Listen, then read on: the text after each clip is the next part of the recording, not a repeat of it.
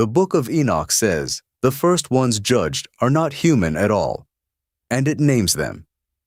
When most of us picture judgment, we picture one moment. Everyone raised at once. The living and the dead standing together before a single throne, while the sermon we grew up hearing calls the roll. One instant, one crowd, one verdict handed down to all of it. Enoch does not describe it that way. Enoch describes an order, a first, a next, and a last. And the first ones to stand are not people. So let me read you what the text actually says, plainly, with the chapter attached, and you can judge the distance for yourself. Start with chapter 10. This is the sentence passed before the flood, and here is the strange part. It is not passed on people at all. It is passed on the ones who came down. The Ge'ez reads, "Bind Azazel hand and foot, cast him into the darkness." It says to make an opening in the desert, in a place called the darkness of Dudael, and cast him there. Cover him with darkness, and let him abide there till the great day of judgment. Read that again, not as poetry, but as an order. Angels first. The scene does not open on a graveyard giving up its dead. It opens on Azazel, bound in a pit in the wilderness, held for a day that has not yet come. And Azazel is not alone in that sentence. The same chapter passes judgment on the watchers, the ones who took wives among the daughters of men. The text names where they came down from. Mount Hermon. 200 of them, by the count in the earlier chapters, descending onto that peak. Judgment, in Enoch, begins with them. Now before you decide this is just some fringe curiosity that got left in a drawer, look at the paper it survived on. Aramaic copies of the Book of Enoch surfaced in the caves at Qumran, among the Dead Sea Scrolls. Not one fragment. Copies of it turned up in more caves than several books that stayed inside the Bible. This is not a fringe text. It is a text that was left out. And that difference is the whole story. And it did not only survive in scraps. The book was kept whole, in Ge'ez, at Aksum, in the highlands of Ethiopia, copied and recopied by hand across the centuries. To this day, it is canon in the Ethiopian Orthodox tradition, scripture, read from, not hidden away. So when we read chapter 10, we are not reading a modern invention. We are reading a genuinely old document that a whole church never stopped treating as real. Hold that in your mind, because it changes what the order means. Go forward to chapter 19. Here Enoch is not told about the judgment. He is shown the place of it. The angel Uriel takes him and shows him where the fallen angels stand. Not where they were destroyed. Where they stand and wait until the day of the great judgment. That is the word the text uses. They stand there, still, waiting.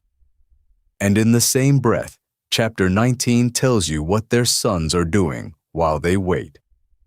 The spirits of the giants, the offspring the watchers fathered on Mount Hermon. Those spirits go out among the living and lead men astray in the meantime, before something.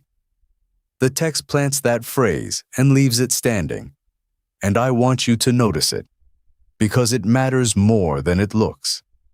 Now put the two chapters side by side. Chapter 10 binds the angels and reserves them for the great day. Chapter 19 sets them standing and waiting, with their sons loose in the world until then. Look at the shape of it. The angels are dealt with first. Their offspring come after. The sequence is not something you have to squint to find. It is already there on the page, in order, angels first and their children next. That is one book. And one book, however old, is still just one witness.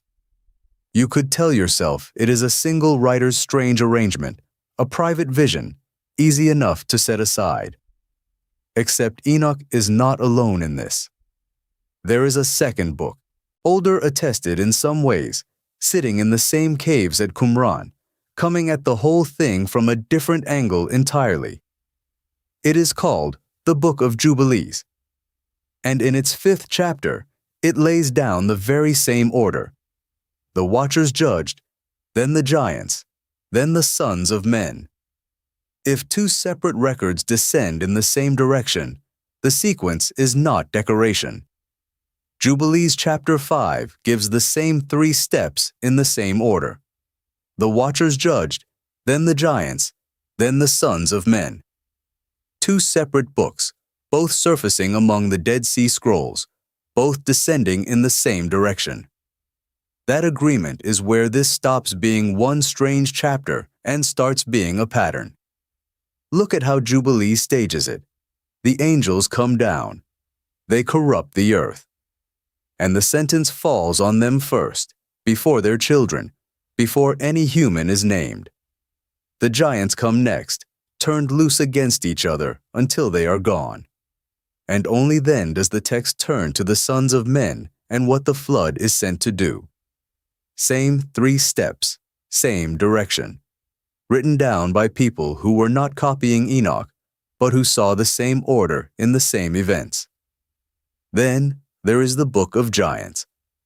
It survived only in pieces, pulled from the same caves at Qumran, catalogued from fragments, but even in pieces it does something the others don't. It shows the sequence from the inside. The giants dream. They see their own judgment coming before it arrives, a tablet, a flood, a warning read in sleep. They feel the sentence before it falls on them. And in those dreams, they are not first. They are waiting their turn, watching what comes for the ones above them. Now set all of that beside Genesis. Chapter 6. The passage most people know. The sons of God saw the daughters of men and took wives, and there were Nephilim in the earth in those days. That is it. 3 verses. The whole story of the descent, the mixing, the giants, the reason for the flood, compressed into a single breath and then dropped. Genesis names it and moves on. Enoch spends chapters on what Genesis says in a sentence. The same event. One book gives you the headline. The other gives you the record. And here is where a single word changes everything. Go back to chapter 10. To Azazel bound hand and foot, covered in darkness, left there until the great day of judgment. In the Ge'ez, the language that carried this book whole out of Aksum, the word used for what happens to him is not the word for destroyed. It is closer to held, kept, reserved. Sit with that. The word in the Ge'ez is not the word for punishment. It is the word for holding.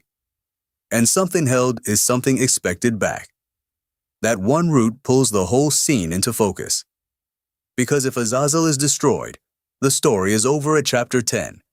But he is not destroyed. He is reserved. And something reserved is kept for a set day, not ended now, kept for later. Which means the binding in the darkness of Dudael is not the sentence at all. It is the waiting room before the sentence. That answers the strange line from chapter 19, the one that said, "The spirits of the giants lead men astray in the meantime." In the meantime, before what? Before the day everything held is finally brought out. The chains are not the verdict. They are the weight. Before we go further, stop for a second.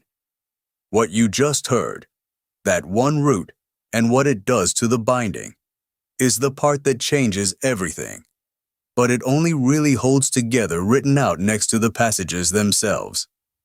The chapters, the cross-references, the translated lines with the verse numbers, I put all of it into a written document. It's linked below and the QR code is on your screen. Take 5 seconds, grab it, and come back, because what comes next builds directly on it. Back to the text.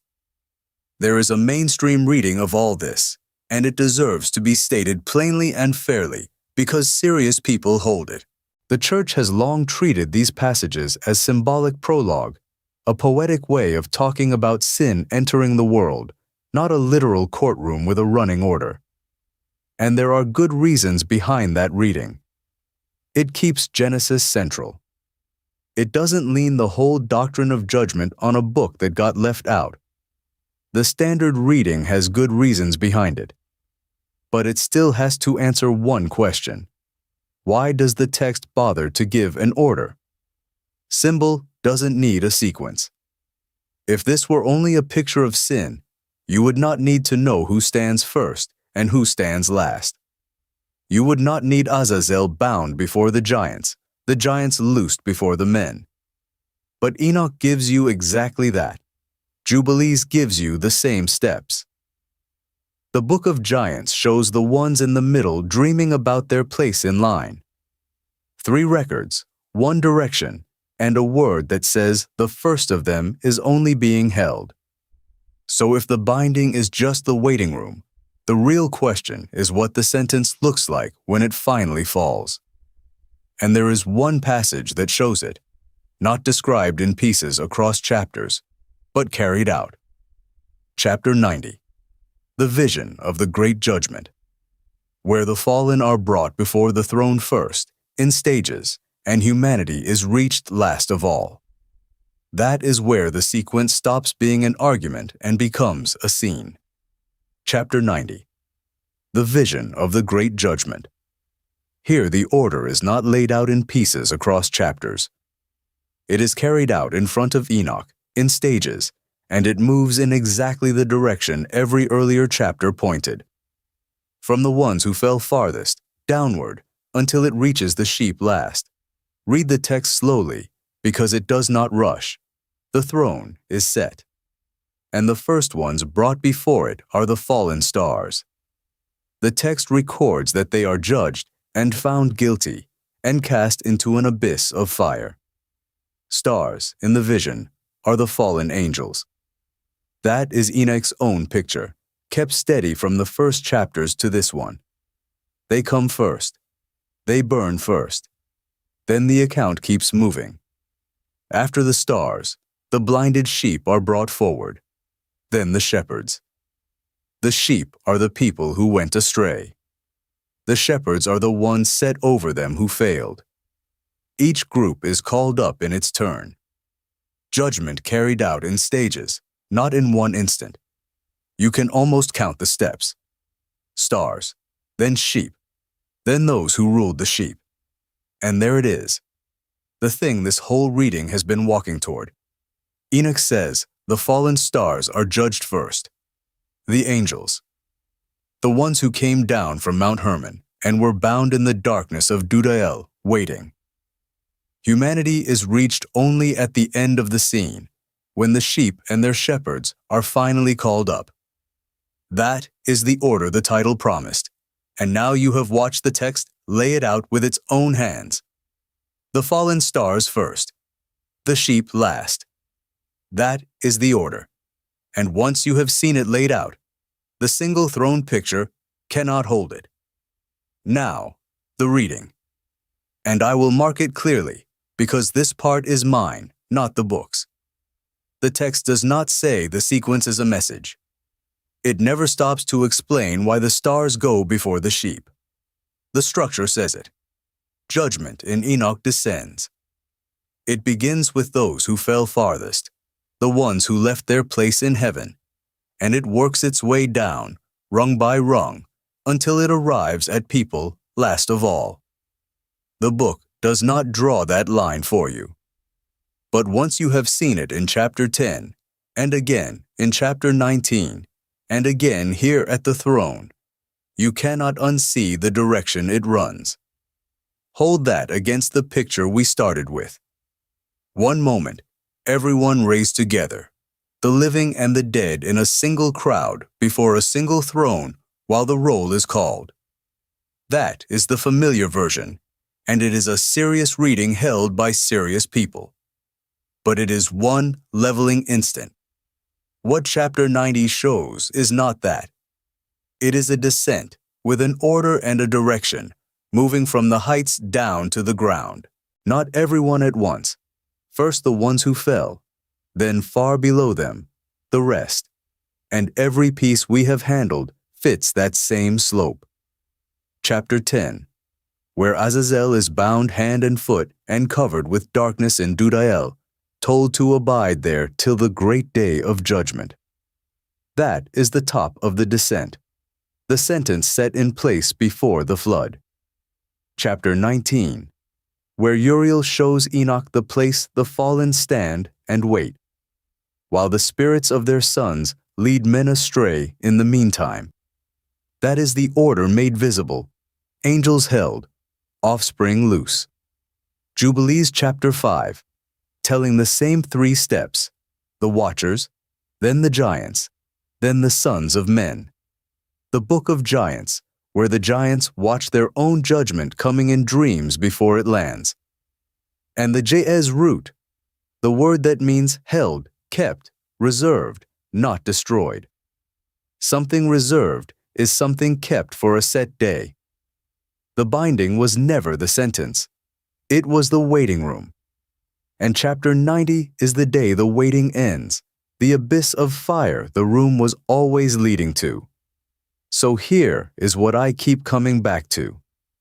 A book that ordered the judgment this carefully, that spent chapter after chapter placing angels first and men last, that agreed with Jubilees and with the Book of Giants down to the sequence, was left out of the canon. It was not read from most pulpits. And it survived anyway. Preserved whole in Ge'ez at Aksum, bound and kept in the Ethiopian church.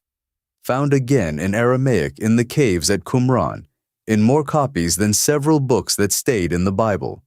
Left out, yet preserved at Aksum and found at Qumran. The book that gave the judgment and order outlasted everyone who had no place for it. That is the through line. Not that the familiar picture is wrong to hold, but that this one is older and stranger and far more specific, and it was kept alive on 2 continents by people who would not let it go. So tell me which one carries the most weight for you. Chapter 10, the binding in the darkness. Chapter 19, the place where the fallen wait. Or chapter 90, the stars brought first before the throne. Put it in the comments, with the verse, if you have it. The next reading goes deeper into Dudael itself, into the darkness where Azazel was bound, and what the text says is still kept there. Read it with me.